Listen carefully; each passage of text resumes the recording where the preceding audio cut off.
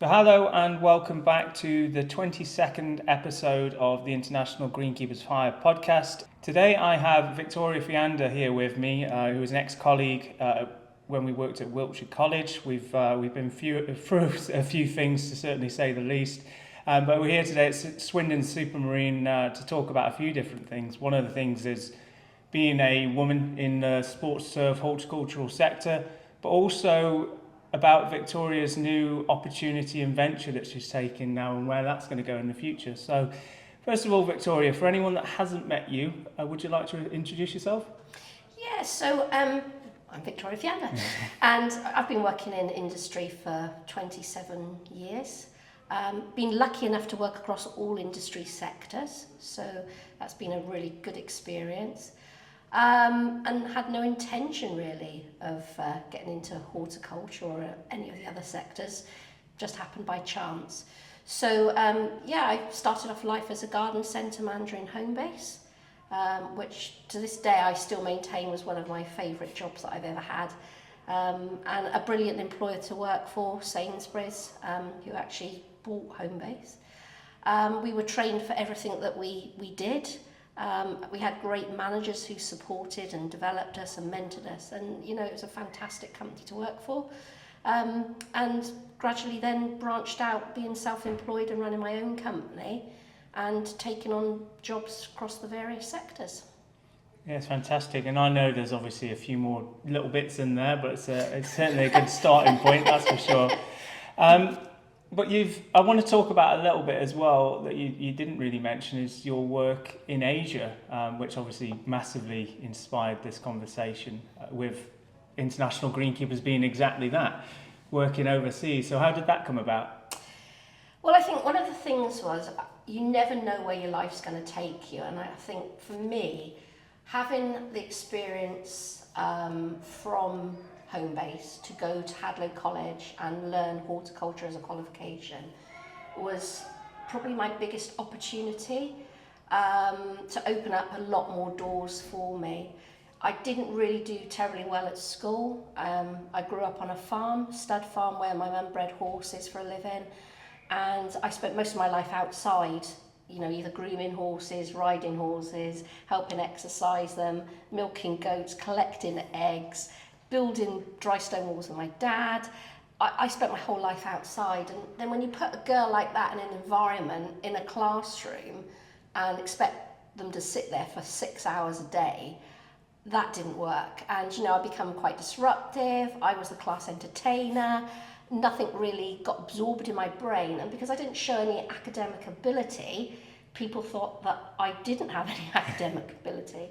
So I was kind of written off a little bit, which is really unfair, for children that, come from a rural community to be put in that environment.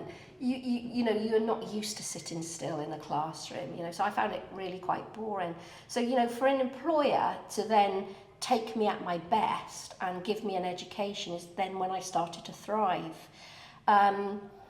I didn't envisage ever going to Asia, but I had a very ambitious ex-husband, he was a husband at the time, who was very driven by money and opportunities, and he wanted to develop his career and work in Asia, and I kind of went along with the plan, although my heart wasn't really in it.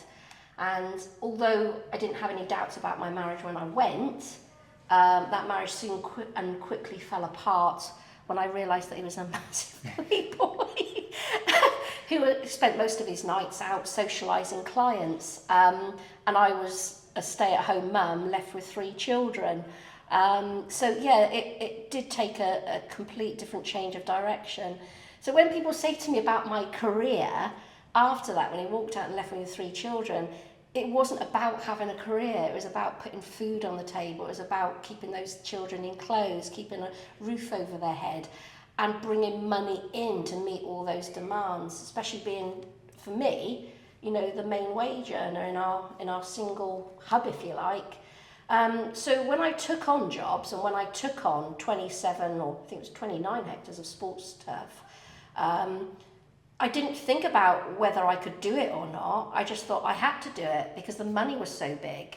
And, half the time it's not about having the right qualification, or even sometimes having the skills. It's about being that person. You know, are you consistent? Are you reliable? Are you adaptable? You know, those are massive in business. You know, the last thing people want to do is have a relationship with someone that isn't reliable. So I think I probably won the work, not from my education perspective, but the fact was I was driven, I was passionate. And yeah, you know, having been a garden centre manager for 6 years, you learn a lot about products. You have, you know, you have sales execs coming in trying to sell the products, even though you're not a buyer in Homebase. You know, you do get involved in a lot of CPD and a lot of training for those products. So yeah, I did learn a lot about fertilizers and nutrients. We sold lawnmowers. I knew a lot about lawnmowers, knew a lot about, you know, their specifications, knew a lot about equipment and turf. Because, you know, during the 90s, when I was a garden centre manager, people were really interested in well-manicured turf lawns. So I learned a lot about that. So when this opportunity came along, I thought, well, it's just too good. The money's too massive. I've just got to take it. And I had no machinery. So it was all done by hand. And when I took the pitches over, they were in a terrible state. And, you know, I'd never worked on a pitch in Asia before, but the principles are the same. You know, grass is a plant. Soil science, plant science, that doesn't change wherever you are in the world. And really, I had to do it. I didn't have an option of failing because I needed the money. So then I was driven to make those pitches the best that they could be. They were very heavily utilised pitches, so we could have about 1,000 people on those pitches through a week, especially when we had a tournament on. And it was a whole complex. It was a sports turf complex, an old racing track then, horse racing track that had been utilised into different grassroots playing pitches. So we had Aussie rules, we had football, we had rugby, we had baseball, and inside the whole complex we did have like a combat corporate training assault course that also had to be maintained, with snakes and horrible things down in a great big pit full of mud. So there was a lot of things that I had to maintain that I'd never done before. So I think one of the sad things about our industry and where we've gone is we get really hung up at the moment on qualifications, which are really important, but don't ever forget the people. You know, you may have someone coming along for a turf job that has got no qualifications in turf, but they have got transferable skills. And I think that's equally important. Look what that person can bring to you. Look what you can do to develop their skills. Look at what competency tickets perhaps that you could bring in to upskill them, to train them. But it's always got to be about the person. And I think as an industry, we've become quite snobby. I think we've become quite dismissive of diversity and what people can bring to the table. And I think that's one thing we need to get back to. And I think that's one thing that's maybe stopping us having the skills that we need in our industry sector is the fact that we're not looking at the people, we're looking at what education they've got. And it's like, it can be our job, we can take the responsibility to develop them and upskill them and bring them to where we need to be. But we must never forget the person. I agree, and it's really important because I pretty much came about sports turf in a very similar manner. It was through horticultural qualifications and the horticultural world, then into greenkeeping and then into sports turf. And if it wouldn't have been for that one opportunity, which I know there's not many opportunities to cross over, as you say, then I probably would have never have found this path. But those opportunities are few and far between because people don't recognise those skills. But ultimately a plant's a plant, and I appreciate that maybe that, you know, looking after the local gardens and grounds is not quite the same as looking after a Premier League facility, but the basis of knowledge is there, and there's only then the specific on-site training which needs to be adapted. And as you say, the person is so important. If they've got that drive and ambition and motivation to want to do a particular area or work in a sport, then let's take that and really use it, because that's, if we look at all of the ground staff and greenkeepers that are currently around, that's the biggest driving factor, isn't it? It's the passion, it's the enjoyment, producing that end product, and it's the same with hort. So being open as an industry to be able to take on people from different areas is really important. And I know some companies do that, but not everyone, as you say. There's a good number which looking at a CV, it's a hort qualification. No, we'll take someone else that potentially doesn't even have a qualification, and it just sounds like a bit of a daft decision to me. Yeah. But going back to your work in Asia, what would you say, and you touched on it a little bit about machinery and the availability, which was a problem that we had in Australia as well. But what would you say was the biggest difference between working in Asia and in the UK? I would probably say that I was obviously unique. I can't recall any other females working as a contractor in turf. So I was unique, so I had that uniqueness. I probably came across quite well because, yes, I'd never worked on sports fields and I'd never managed turf, but I certainly knew how to make that grass grow. I knew the plant science, what I needed to do to manage it. And I think because I had that underpinning knowledge, I came across quite well. So I think it was quite easy to convince people that I knew what I was talking about. And, we didn't have machinery. So, you had to do the simple things, overseeding, divoting, watering's massive because at one moment you've got too much water and you need to alleviate it off that pitch, and then the other problem is you don't have enough water, so you've got to put it back on. So again, it's being able to manage your time and think ahead, and just keeping those pitches playable is massive. The moment you keep those pitches playable, you've got everyone off your back. The moment they're not playable, all the eyes are on you, and that's when you start getting the criticism. So it was about being effective. And again, this is where I go back and say, you've got to look at the person. You can have a person with all the qualifications in the world, but if they're not effective and they can't apply that, they're useless, really, unemployable. And I think, one of the things that I'm really good at as well is, using my eyes. We don't use our senses enough, do we, in our industry? Looking at, just looking what's in front of us. Okay, what is that grass doing? How is it performing? How do I need to get that grass to perform to what I want it to be? Sometimes the smell, the soil, get down on your hands and knees and look at your soil. I know it's different on a sand-based pitch. We don't have that luxury, but when we're talking about grassroots, sometimes it all starts with our soil science and what's going on in that ground. You know for a moment that you've got compacted soil, that it isn't going to perform like you want it to do. How are you going to get air into that soil? And again, when you haven't got machinery, sometimes it is just going out with a fork and putting holes in that ground, because something is better than nothing.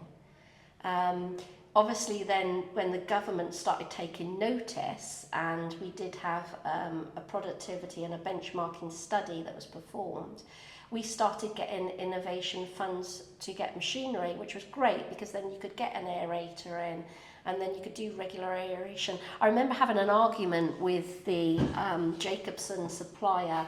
I had a flail deck mower that had 29 horsepower, and I said, 29 horsepower, I'll be able to pull a roller with that and an aerator, and then that way I can cut the grass and I can aerate at the same time. And he said, no, he said, because all the power's got to go into that flail deck going around, it's got to have the revolution. I said, no, 29 horsepower, I'll be able to pull an aerator with that.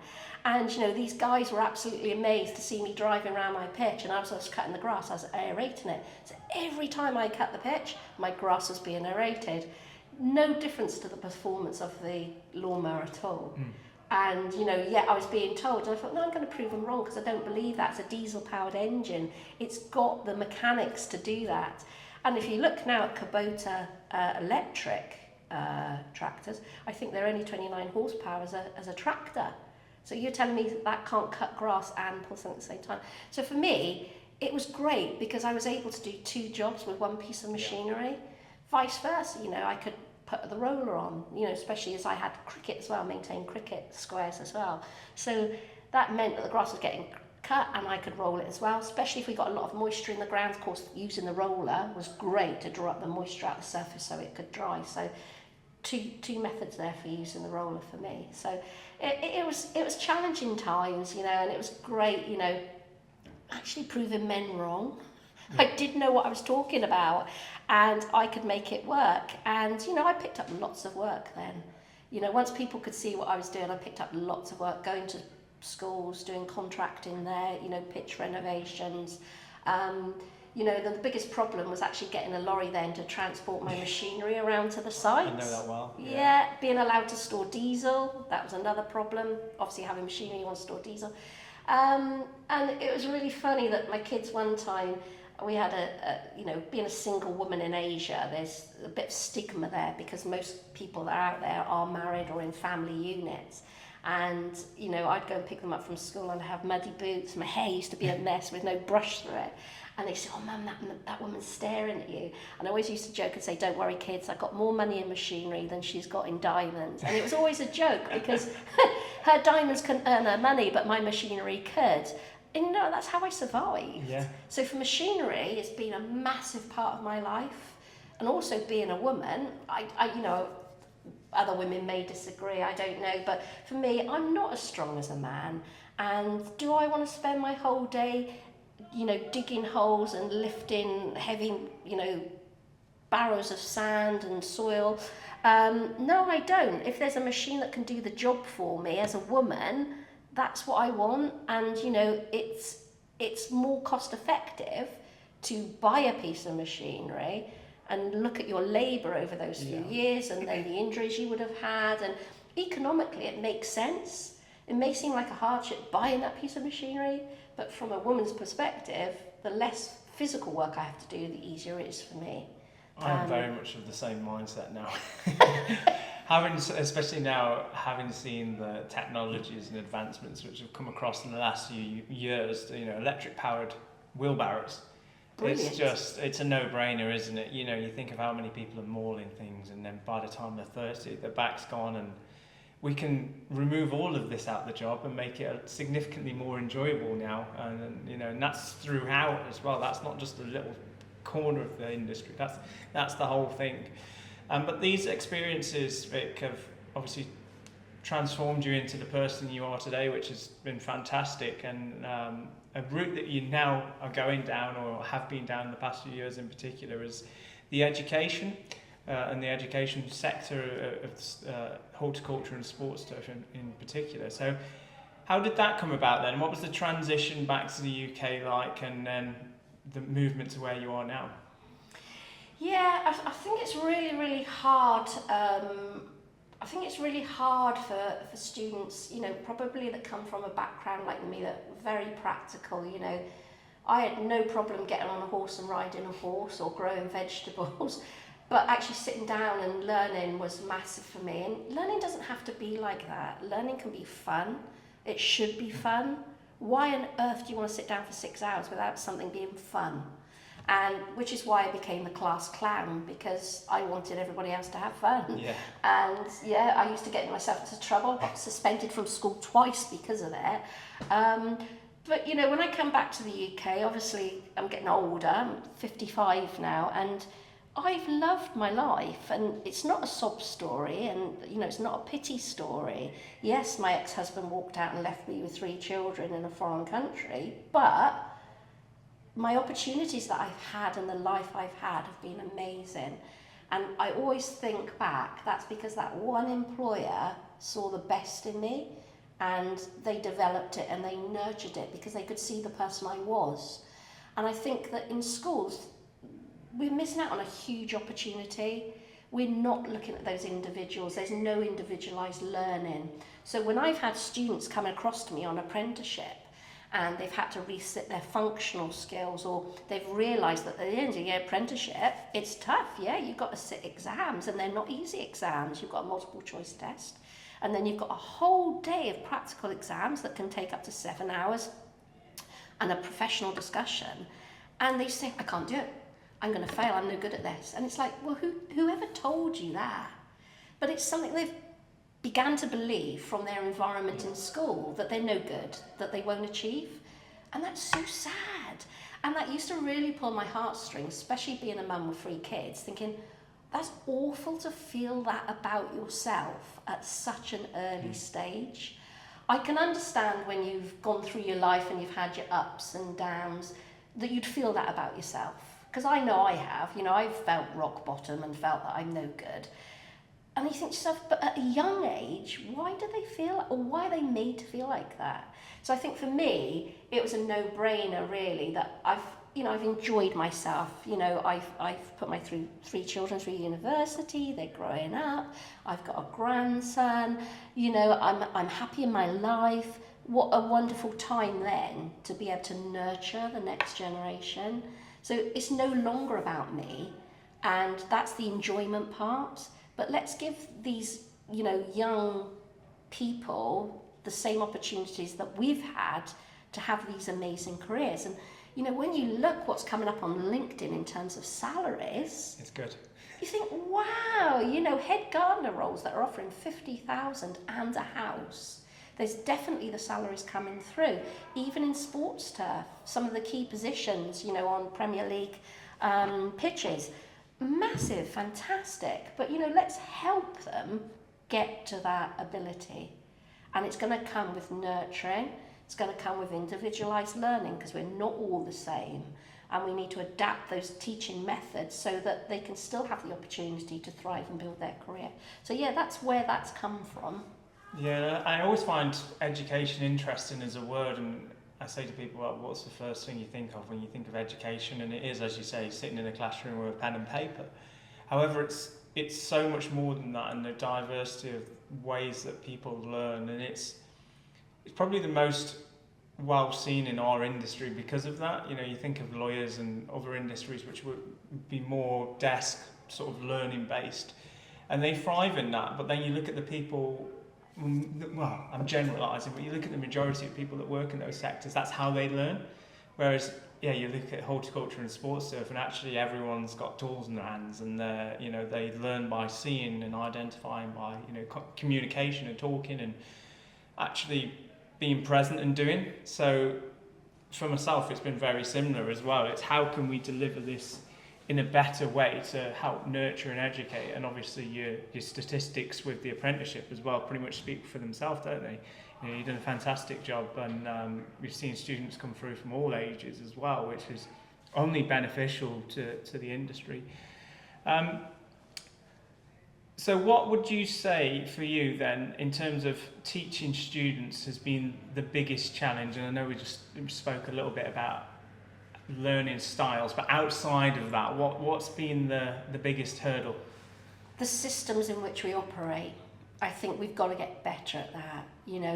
We celebrate biodiversity in horticulture, let's get this plant in because pollinators will like it. But when it comes to human beings, we all say the words, oh yes, equality, diversion and inclusion, but I think as human beings, we don't really understand it.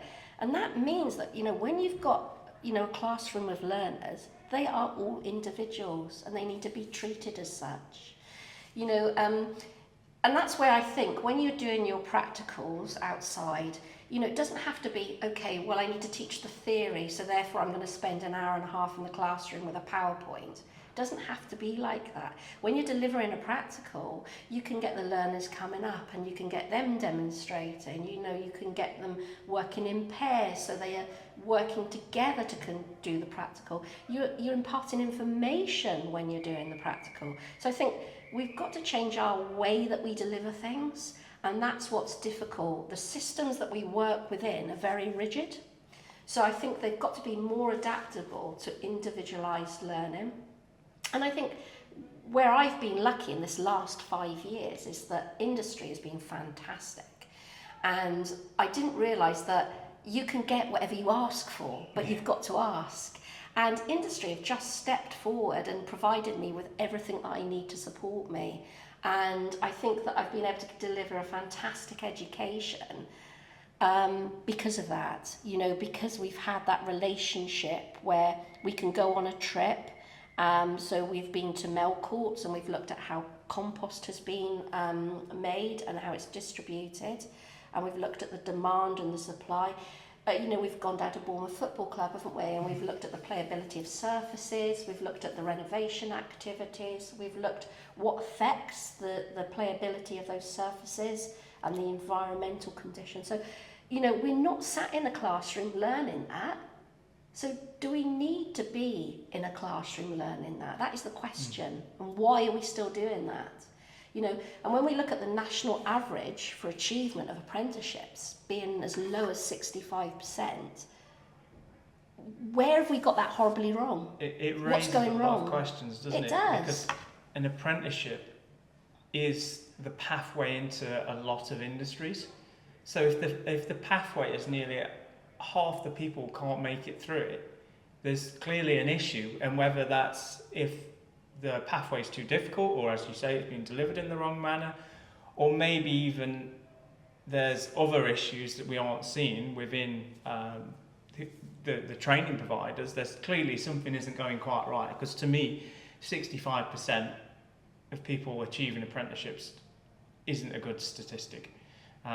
In reality, this should be much nearer 80, 90, and there's obviously always going to be people that aren't able to finish apprenticeships for various reasons, but to get to an exam and to get through it, what is, as you say, what is the problem? Is it the exam itself? Is it being delivered in the wrong way? Because that's a big thing for me.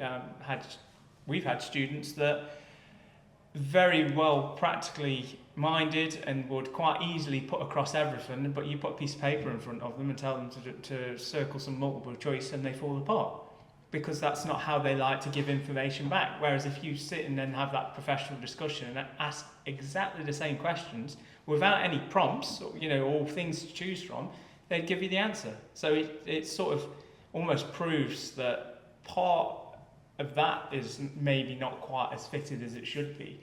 But then, as you say, is there other things we don't know, and obviously it's something for the industry to discuss as well. But with all that, Vic, what would you change, or what would be the biggest change that you would make in our industry to make it more inclusive? I know it's a big point, and it's a big, it's a big question as well. Yeah, I think be open-minded. Yeah. I think people have preformed opinions and ideas, and they shouldn't have. Be open-minded. And I'll give you an example. So when we were at the Grounds Fest training up in Warwickshire, we had the Husqvarna battery-powered equipment, and although I've got a still mower that I use for my students, I was quite interested because it's quite heavy casing, and I don't know, just seemed like it was a really well put together mower, and I just wanted to see how it performed in relation to what I use with still. Because it's always good to compare products. I must admit, in Asia I used all still, and that's because that's the only thing I could get. Yeah. So now I'm being introduced to lots of other equipments, and it's a bit like, again, diversity, isn't it? We're seeing a lot more products becoming available that are doing a really fantastic job of cutting quality, of efficiency, of being sustainable. So it's really nice to get your hands on some kit and try it and see. So you said, well, does anyone want to try any of these mowers? And I said, yeah, I'll try one. So I took the mower off as far as I could get away from all the men, because I was the only female there. And I took it away as far away from the men as I could, because I'd never used that mower before. I hadn't read the manufacturer's instruction book. I didn't know how to turn it on or how to adjust the cutting height. So I just wanted to get a feel from the machine, work out what the controls did for myself before I started mowing. And it had to be within 5 minutes. Someone come across and said, oh, you turn it on like this. And it's like, I'm sure I could have worked that out for myself. And sometimes it's nice just to be left alone to work things out for yourself, rather than someone rushing and thinking, oh, she can't work it out for herself. And, I've had that on a number of occasions. We were doing a masterclass at Bournemouth Football Club, and if you remember, all the Kubota tractors, there was 3 of them, wasn't there?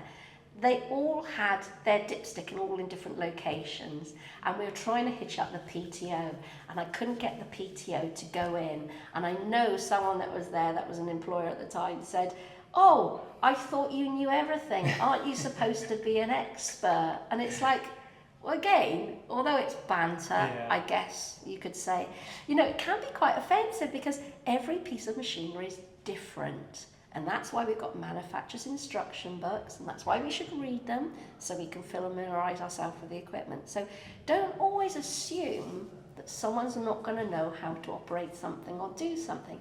Give them a chance. And I think that's, again, going back to our skills and our skills shortage, give someone a chance, because you'll be surprised what people can do. And I think that's my biggest prompt to industry, is just give someone a chance.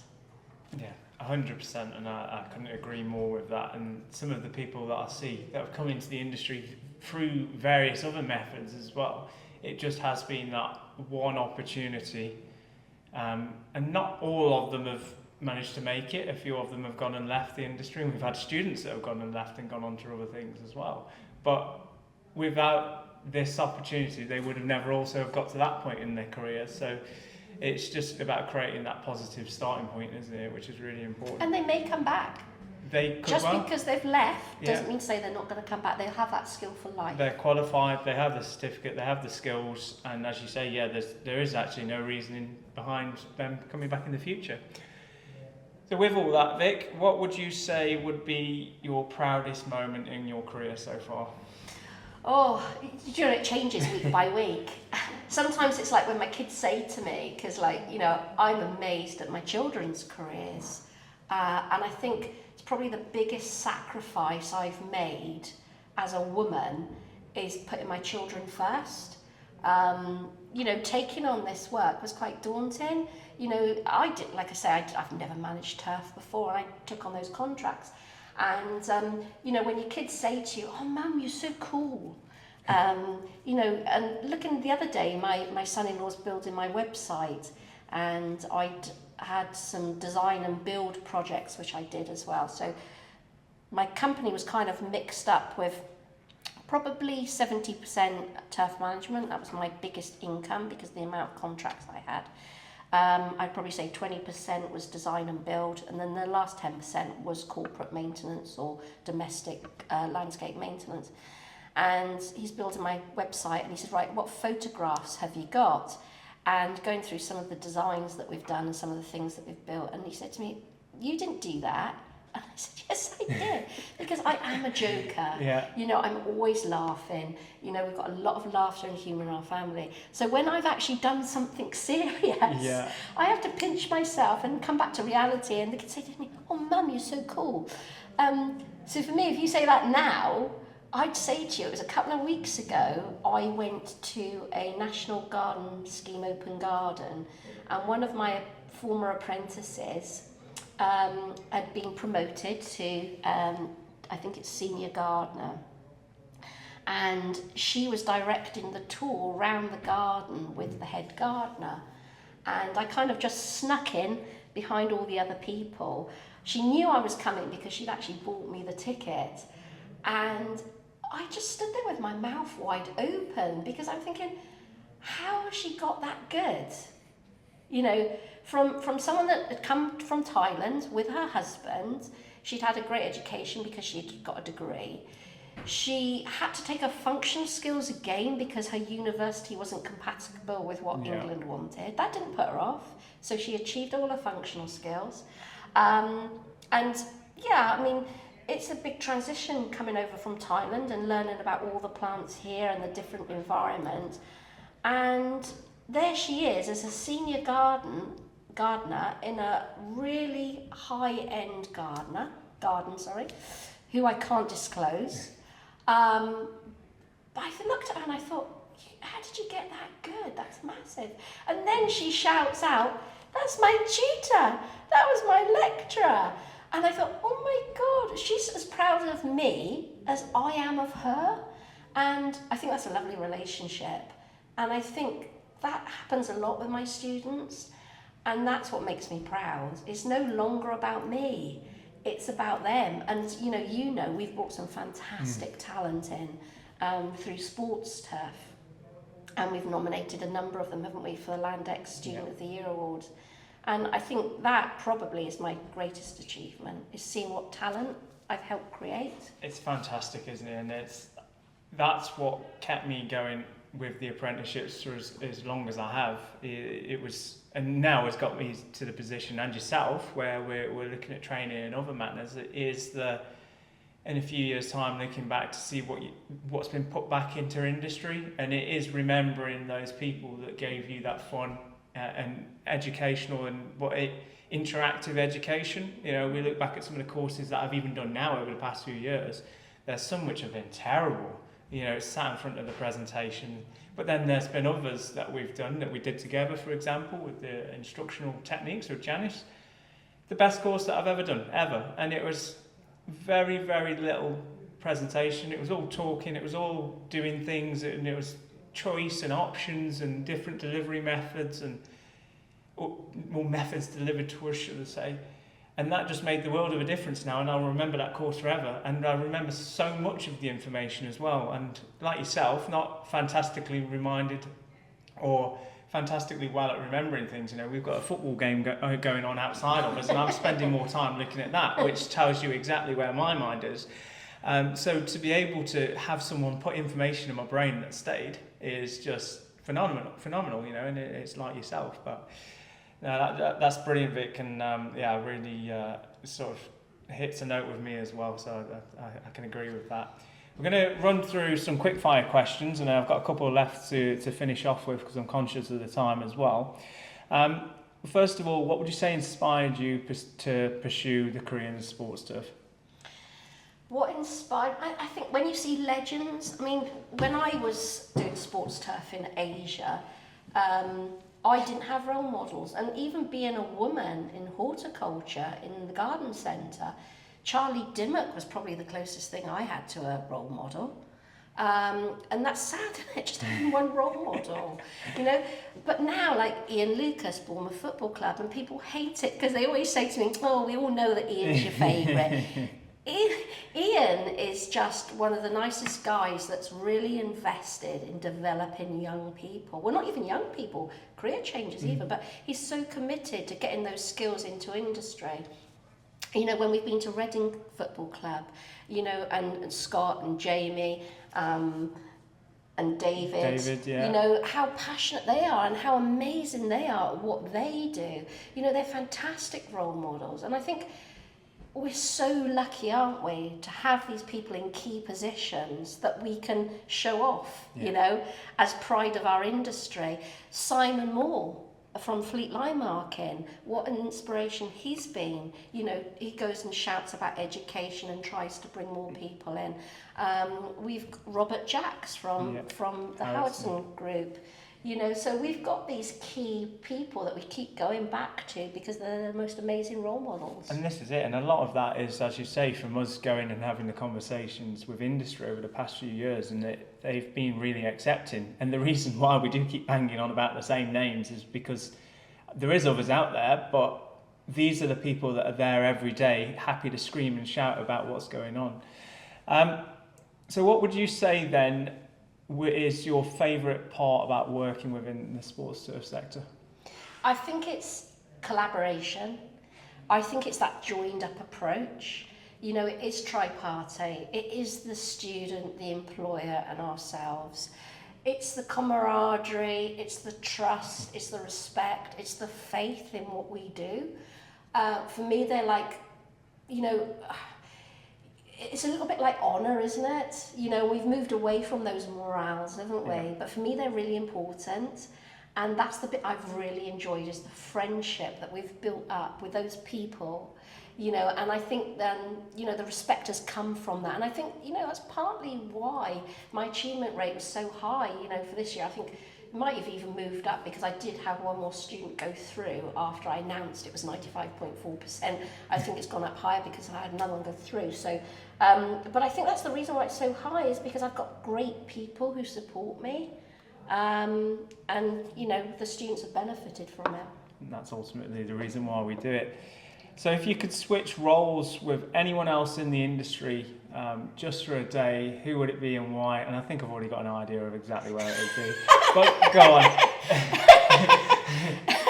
You know, like I said, I've worked across all industry sectors, but it'd have to be probably head of grounds at Arsenal Football Club. Man, he's got a dream job. What I would give to go and work there.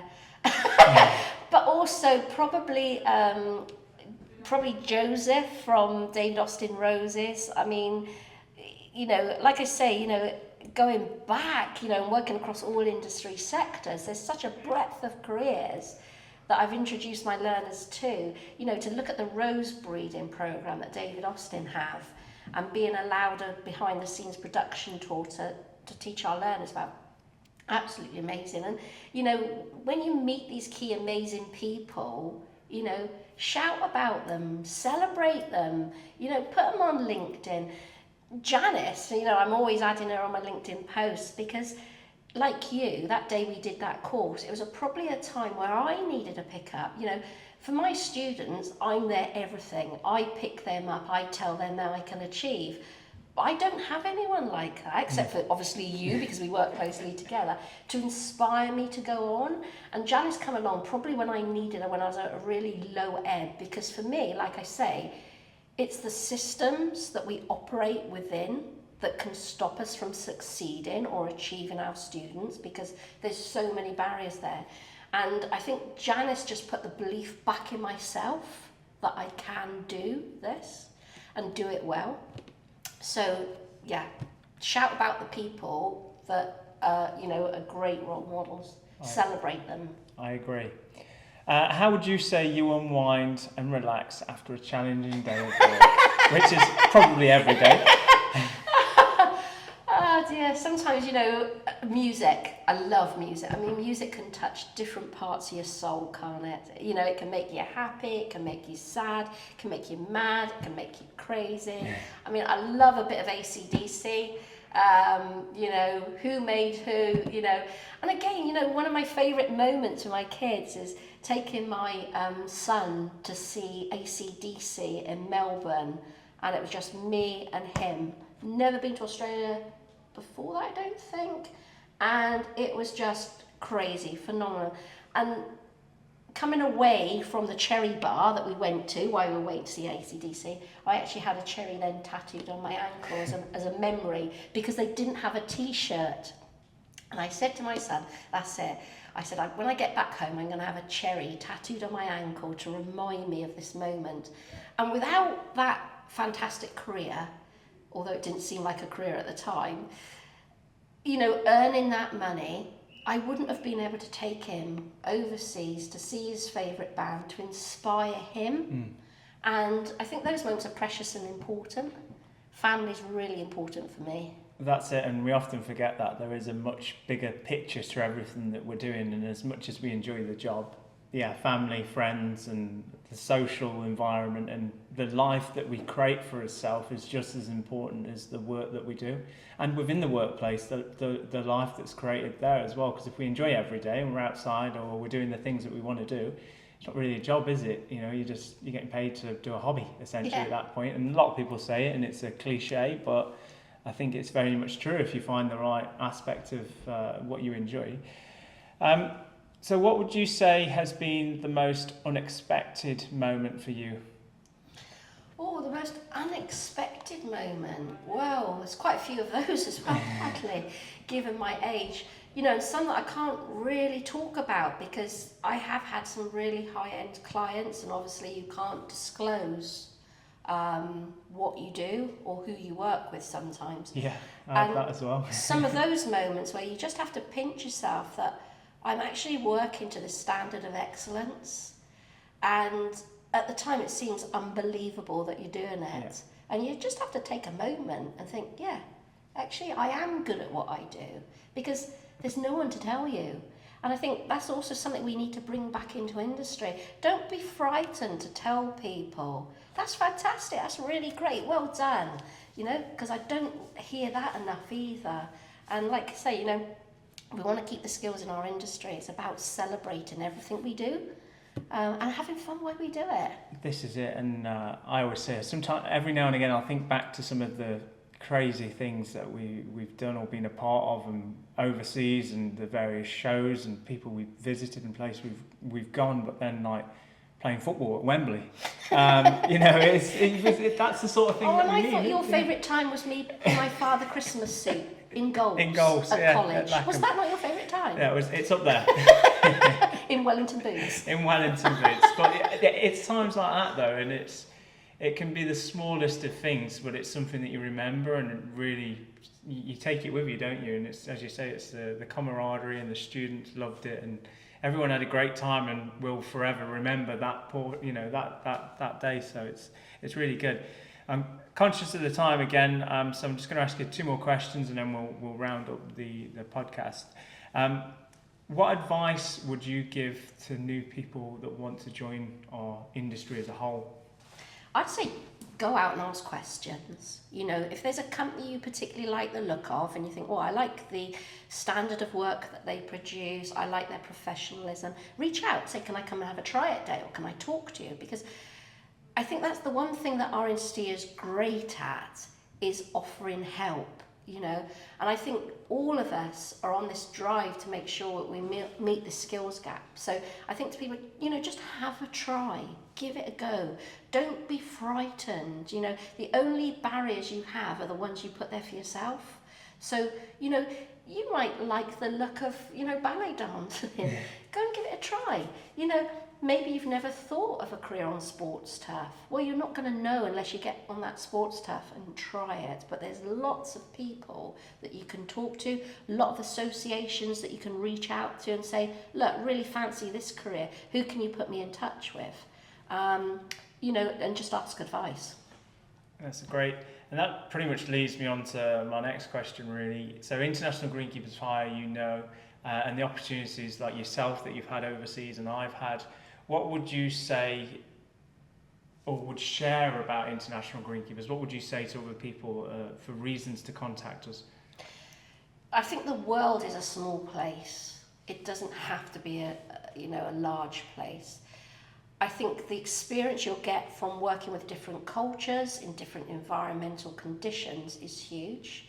We are going through climate change. You might go and learn something internationally that you can bring back that we don't know about in the United Kingdom. And I've had this recently. Yeah. I've had someone challenge my competence because my 12 years of turf experience that I have had has been mainly overseas.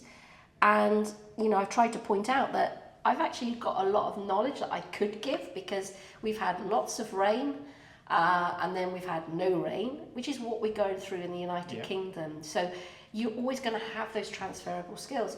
In terms of sustainability as well, we want to create a better environment. Maybe there's something that someone does really, really well in Australia or Germany or France or Spain. Go and learn about it. Bring it back to your club or your workplace. And I think, we've got to be inquisitive. If we want the best in our careers or the best in our world, we've got to be inquisitive and go and learn. And think about the friendships and the people that you'll meet along the way as well. Not to mention the lovely foods that you'll try. Yes, fantastic foods and beverages. Yeah. And I think as well it'll help you with your confidence and your inhibitions because, sometimes when you're working with people, you may not speak their language, but we've all got something in common. And for me, when I was working in Asia, it's family. We were all working incredibly hard because we had families to support. So, life's for enjoying. Get out there, go and experience it. Yeah, take that opportunity.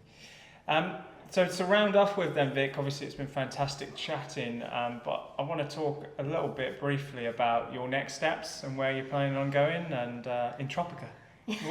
What is this?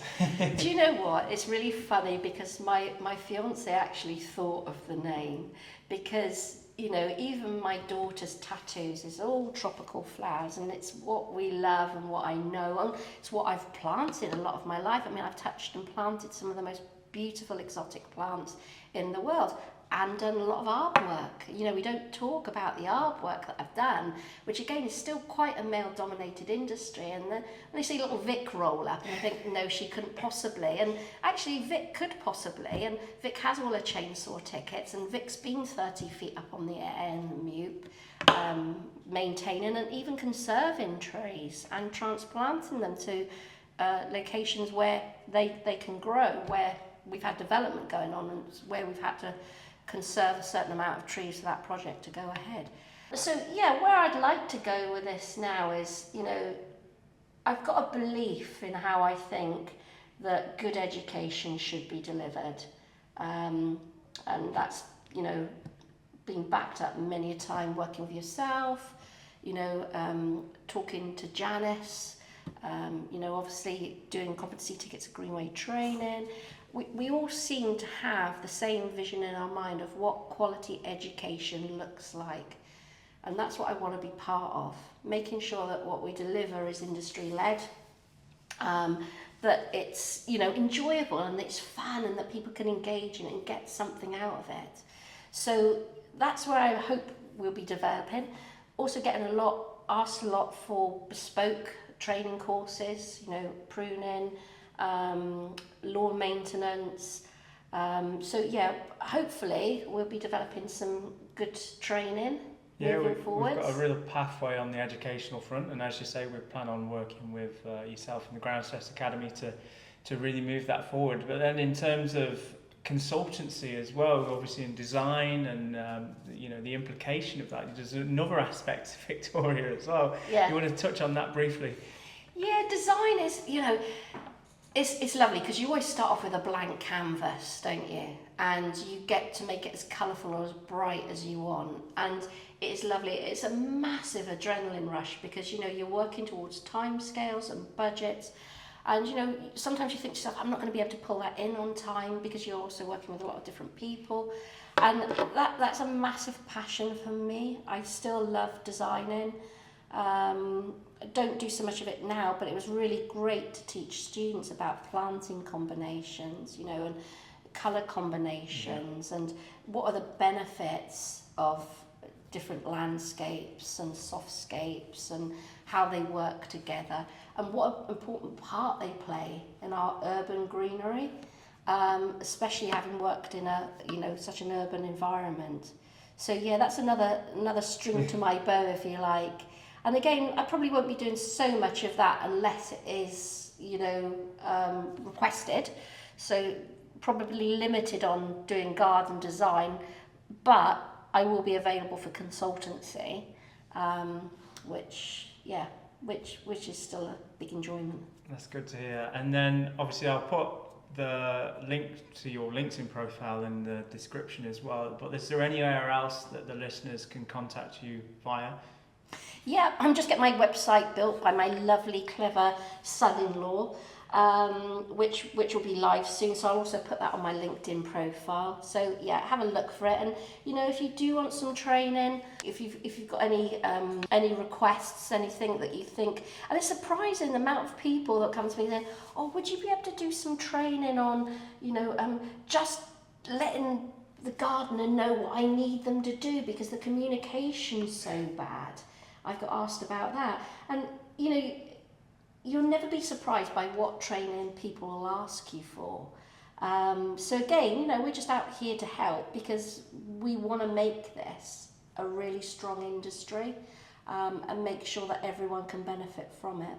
That's fantastic. Thank you, Vic. It's been great to have you on the podcast. Really appreciate you sharing your story with us as well. And I'm sure that you'll go on to inspire many, many more people in the industry over the next few years as well. So to keep up the good work.